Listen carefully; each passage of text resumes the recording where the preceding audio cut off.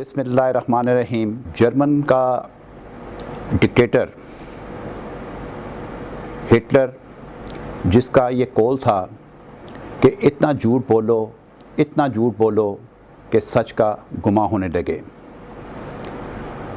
उस शख्स ने अपनी पूरी सियासत की जो बुनियाद थी वो जिस झूठ पे रखी, नतीजतन उसका एहतमाम इंतहाई अफसोसनाक तरीके से ऐसे हुआ कि वो ख़ुदकुशी के ऊपर मुनस्सर था। ये तारीख़ इस बात की गवाह है कि जब उसने अपनी सियासी ज़िंदगी को बुनियाद झूठ बनाया तो वो अपने उस अंजाम पे पहुंचा कि वो तारीख़ की एक बंद गली के अंदर आकर खड़ा हो गया और नतीजतन उसे ख़ुदकुशी करना पड़ी। बदकिस्मती से पाकिस्तान के अंदर गुज़श्ता 26 साल से एक ऐसा ट्रेंड यहाँ पर क्रिएट किया गया कि जिसमें सियासत की जो बुनियाद है वो झूठ पर रखी गई और उसे आवाम के अंदर एक ये तासुर दिया गया कि ये एक सियासी जदोजहद का नतीजा है, जबकि हकीकत इससे बिल्कुल बरअक्स थी। पहले इस मुल्क के अंदर करप्शन कार्ड इस्तेमाल किया गया और जब वो लोग इक़्तिदार के अंदर आए, तमाम तर इख्तियारात होने के बावजूद अपने 4 साला दौर के अंदर एक भी ऐसा सबूत वो पेश नहीं कर सके कि जिसकी सियासत की बुनियाद जिसके ऊपर उन्होंने रखी थी वो हकीकी सबूत पेश कर सकें। नतीजतन मुल्क के अंदर अदम सियासी इस्तेकाम की बुनियाद रखी गई और ये तारीख़ इस चीज़ पे गवाह है कि जब भी कभी मुल्क के अंदर एक माशी इस्तेकाम उस वक़्त होता है कि जब उस मुल्क के अंदर बुनियादी तौर पर सियासी इस्तेकाम हो। जब इस मुल्क के अंदर एक अना की सियासत और एक ऐसी सियासत जिसकी बुनियाद झूठ पे हो, जब आप अपनी सियासी रविश ये इख्तियार करेंगे तो उसका नतीजा लाज़मन यही निकलेगा कि जो गुज़श्ता 4 साल के इक़्तिदार के इख्तिताम के ऊपर निकला। जैसा कि अभी गुज़श्ता दिनों मर्द हुर जनाब आसिफ अली ज़रदारी साहब ने अपनी प्रेस कॉन्फ्रेंस में इस चीज़ को ये मेंशन किया कि मैंने असम्बली के अंदर मुल्क के वसी तर मफाद के अंदर ये अपनी एक तजवीज़ पेश की कि इस मुल्क के अंदर माशी इस्तेकाम के लिए एक एजेंडे पे काम किया जाए, लेकिन सिलेक्टर्स को वो बात समझ में नहीं आई, जिसका नतीजा ये हुआ कि पाकिस्तान आज माशी तौर पर इस निच के ऊपर खड़ा हुआ है कि पाकिस्तान के अंदर तमाम मामलात माशी तौर पर कोलैप्स कर चुके हुए हैं और उसके नतीजे में पाकिस्तान के अंदर सियासी इस्तेकाम की बुनियाद को इन ज़ावियों पर रखने की कोशिश की जा रही है कि जिसके नतीजे में इस मुल्क के अंदर एक माशी इस्तेकाम की फ़ज़ा पैदा हो। जब जलसों के अंदर ये झूठ तासर दिया जाएगा कि जब उन्होंने हुकूमत छोड़ी तो उस वक्त मुल्क का जो ग्रोथ रेट था वो 5.4 पे था, जबकि इसकी असल हकीकत ये है कि इस पूरी रीजन के अंदर पाकिस्तान का शरह नमूद अफ़गानिस्तान से भी कम था। ये वो अफ़गानिस्तान जो 20 साल तक एक जंगी हालात का जिसने सामना किया, जिसके अंदर मुल्क के अंदर अफरा तफरी का आलम था, लेकिन उसकी भी जो करेंसी थी हकीकतन पाकिस्तान से मजबूत थी। पाकिस्तान के अंदर जो माशी बहरान पैदा हुआ उसकी बुनियादी वजह यह थी कि हुक्मरानों ने इस मुल्क के अंदर सियासी इस्तेकाम को बुनियाद नहीं बनाया, जिसके नतीजा में एक अना का सियासत की गई कानून की और आइन की वायलेशन की गई और सिर्फ अपनी ज़ात की खामियों को छुपाने के लिए गैरानी रास्ते इख्तियार किए गए, जिसके नतीजे में आज मुल्क की ये माशी सूरत हाल पैदा हुई। और जलसों के अंदर सिर्फ ये तासुर देना कि हमारे दौर के अंदर मुल्क माशी तौर पर बड़ी तेज़ी से तरक्की कर रहा था, और बिल्कुल झूठ के ऊपर मबनी एक उनका एक अफसानागिरी है। मैं सिर्फ ये सवाल करता हूँ कि सिर्फ अपनी सियासी कद को बढ़ाने के लिए सिर्फ इस चीज़ का सहारा लिया जाए कि अमेरिका ने उनके ख़िलाफ़ साजिश की है, जबकि हकीकत ये है, और ये सिर्फ बात इसलिए की जाती है कि सिर्फ अमेरिका का लफ्ज़ इसलिए इस्तेमाल किया जा रहा है कि ताकि उनका सियासी कद जो है वो एक सियासी कद उन लोगों को नज़र आए, जबकि हकीकत इसके बरक्स है। चेयरमैन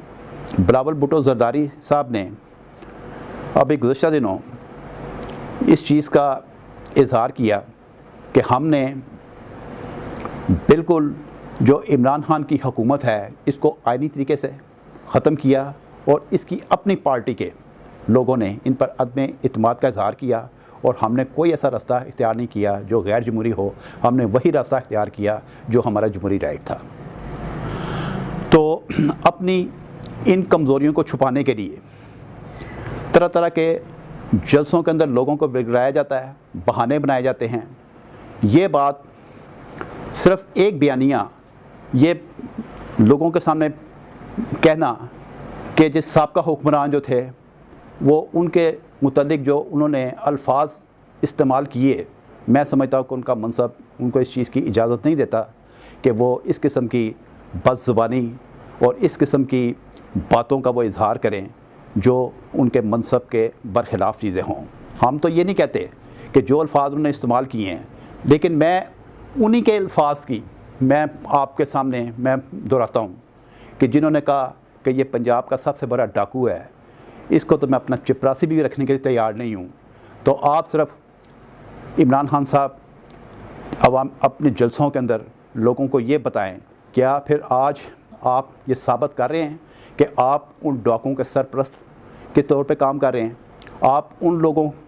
की सरपरस्ती कर रहे हैं जो सियासी यतीम हैं, आप उनकी सरपरस्ती कर रहे हैं जो इस मुल्क का माफिया हैं, आप उनकी सरपरस्ती कर रहे हैं जो इस मुल्क के अंदर माशी बहरान के ज़िम्मेदार हैं।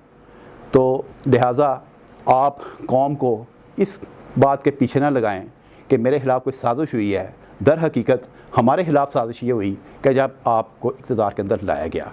आप इस बात का जवाब दें कि जब आपने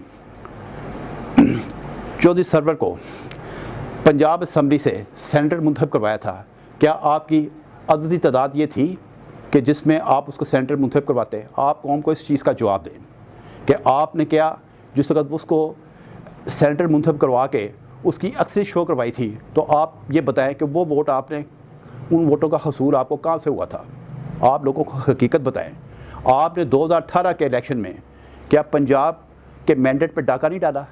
और जिस तरीके से आपने 2018 के अंदर आपने अपनी हुकूमत बनाई, हर जी शोर ये जानता है कि आपने तरीक़ की बदतरीन हॉर्स ट्रेडिंग करके वो अपनी हुकूमत कायम की। आपने फेडरल में भी वो एक हुकूमत कायम की, आपने पंजाब के अंदर भी ऐसी हुकूमत कायम की। तो जब आपको एक आइनी तरीके से इक़्तिदार से मरहूम किया गया है, तो फिर किस चीज़ का वाबेला है? आप लोगों को हकीकत क्यों नहीं बताते? आप लोगों को अपनी कारकर्दगी क्यों नहीं बताते कि मेरी 4 साल आप अपनी कारकर्दगी के ऊपर बात करें। आप उनको बताएं कि मैंने यानी कि ये मेरे हुकूमत के ये मेगा प्रोजेक्ट्स है। आप अपनी 4 साल दौर की एक भी कारकर्दगी लोगों को नहीं बता सकते। असल हकीकत ये है, और ये बात तो हम नहीं कहते, ये आपकी हुकूमतों के वज़रा कहते हैं कि पंजाब के अंदर उस्मान बुज़दार को इसलिए नहीं हटाया गया कि असल में पंजाब की जो असल जो वज़ीर थी वो गोगी थी और तमाम तारीख इख्तियारात, और उस वक्त आपकी पंजाब के अंदर से ये आवाज़ें उठ रही थी, आपकी कबीना से ये आवाज़ें उठ रही थी कि पंजाब में इस लेवल की करप्शन हो रही है। जब चीनी का बुरान पैदा हुआ तो क्या आप इस चीज़ का जवाब देना पसंद फरमाएंगे कि क्या उसकी सब्सिडी पंजाब गवर्नमेंट ने दी थी? और पंजाब गवर्नमेंट जब भी कोई स्टेप उठाती थी वो आपकी मर्ज़ी के बगैर नहीं उठाती थी। जब इस मुल्क के अंदर आटे का बुरान पैदा हुआ, जब इस मुल्क में अद्वियात का बुरान पैदा हुआ, जब आपने गरीब के मुंह से 2 वक्त की रोटी छीन ली, जब आपने इस मुल्क के अंदर मुल्क को माशी तौर पर कोलैप्स कर दिया और मुल्क को एक माशी तबाही की तरफ जब आप ले गए, तो उसका आप जवाब दें कि आपने उसके लिए क्या इक़दाम किए। क्या आपकी नाक के नीचे ये सारे गैर आइनी और गैर कानूनी काम नहीं होते रहे? और फिर आप ये बताइए कि जिस वक्त आप अपनी इलेक्शन कैंपेन चला रहे थे तो आपके चहेते ये कह रहे थे कि 200 अरब डॉलर जो बाहर के मुल्कों में पड़े हुए हैं, जिस वक्त इमरान खान इक़्तिदार के अंदर आएगा तो उसके अगले दिन 100 अरब डॉलर हम IMF को वापस करेंगे और 100 अरब डॉलर से हम इस मुल्क के अंदर तरक्की का अमल शुरू करेंगे। इस कौम आपसे इस चीज़ का जवाब मांगती है, बताएं वो 200 अरब डॉलर किधर है? आपने कहा था मेरे पास तो 200 ऐसे अफराद की टीम मौजूद है जो माशियात के माहिर हैं, और जबकि आपकी अपनी हुकूमत का रिकॉर्ड ये है कि आपने 4 साल हुकूमत की तो 4 आपने वज़राए ख़जाना आपने यहाँ पे तब्दील किए। अगर आप अपने वज़राए ख़जाना की कारकर्दगी से मुतमिन होते तो आप उनको क्या तब्दील करते? इसका मतलब है कि वो ये बात बिल्कुल समझ में आती है कि आपकी कारकर्दगी ज़ीरो थी। आप अपनी कारकर्दगी की बात करें, आप लोगों को एक हद का ड्रामे के पीछे ना लगाएं, आप लोगों के जज्बात से ना खेलें। आप अपनी अना के लिए इस हद तक जाते हैं कि अगर आपकी पार्टी की तरफ से कोई खुदा न खास्ता कोई इस किस्म के मामला किए जाते हैं, जैसे पिछले दिनों मस्जिद नबी में वो तौहीन रसालत का जो मामला हुआ, आप कौम को इस चीज़ का जवाब दें, उसका ज़िम्मेदार कौन है? आप अपनी ज़िम्मेदारियों से बरज़िम्मा नहीं हो सकते। आज के हक़ाइक़ तो ये बता रहे हैं कि आपके 12 वज़रा जो हैं, 12 वज़रा के एहसासों के अंदर 157 अरब का इजाफा हुआ है। आप इस चीज़ का जवाब दें कि आप तो कहते थे कि साफ़ चली शफाफ चली, और ये जो इस्तेहसाब है ये मेरे अपने घर से होगा। आपने इस्तेहसाब क्या करना? आपके तो अपने नाक के नीचे इस किस्म की मुल्क के अंदर करप्शन हुई है कि आपके वज़रा ये ऑन रिकॉर्ड हर चीज़ मौजूद है कि शेर रशीद के एहसास कितने बड़े हैं, असद उमर के एहसास कितने बड़े हैं, शफ़कत महमूद के एहसास कितने बड़े हैं, और फिर आप इम्पोर्टेड हुकूमत की बात करते हैं। आपकी अपनी हुकूमत के अंदर 2 दर्जन से ज़ायद तो मुशीर वो थे जो अमेरिका के नेशनल थे।